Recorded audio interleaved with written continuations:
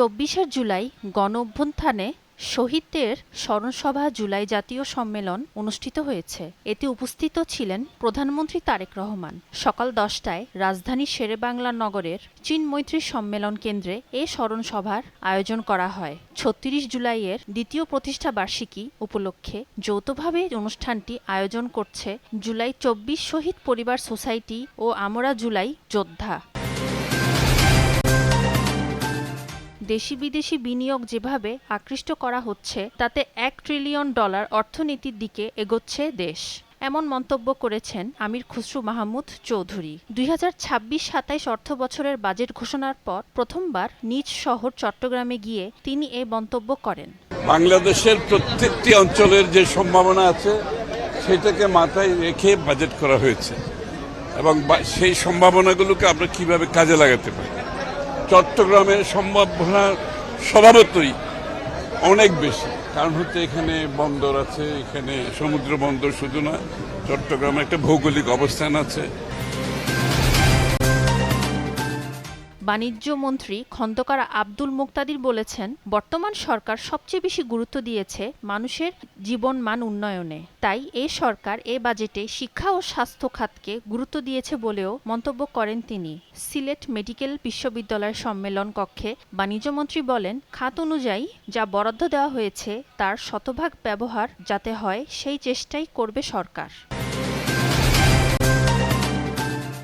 ঢাকা দক্ষিণ সিটি কর্পোরেশনের ডিএসসিসি আওতাধীন এলাকায় বাসাবাড়ির বর্জ্য অপসারণে অতিরিক্ত অর্থ আদায় এবং কাজে অবহেলা বা অনিয়ম করা হলে সংশ্লিষ্ট ঠিকাদারদের টেন্ডার বাতিল করা হবে বলে হুঁশিয়ারি দিয়েছেন ডিএসসিসির প্রশাসক মুক্তিযোদ্ধা মোহাম্মদ আব্দুস সালাম। রাজধানীর শান্তিনগর বাজারে ক্লিনিং ডে কর্মসূচিতে ডিএসসিসির প্রশাসক জানান, পরিবেশ রক্ষায় গাছ লাগানোর বিষয়ে সবচেয়ে বেশি গুরুত্ব দিচ্ছেন প্রধানমন্ত্রী তারেক রহমান।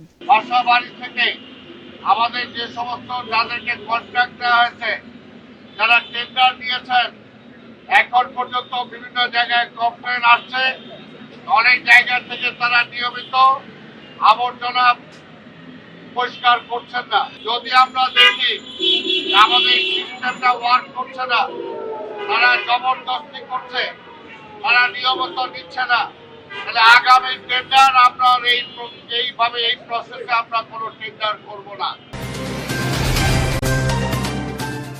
দেশের ৯টি অঞ্চলের উপর দিয়ে সন্ধ্যার মধ্যে সর্বোচ্চ ৬০ কিলোমিটার বেগে ঝড় বৃষ্টি বয়ে যাওয়ার পূর্বাভাস দিয়েছে আবহাওয়া অধিদপ্তর। এসব এলাকার নদীবন্দরগুলোকে ১ নম্বর সতর্ক সংকেত দেখাতে বলা হয়েছে। সন্ধ্যা ৬টা পর্যন্ত দেশের অভ্যন্তরীণ নদীবন্দরগুলোর জন্য দেওয়া আবহাওয়ার পূর্বাভাসে এ তথ্য জানানো হয়েছে।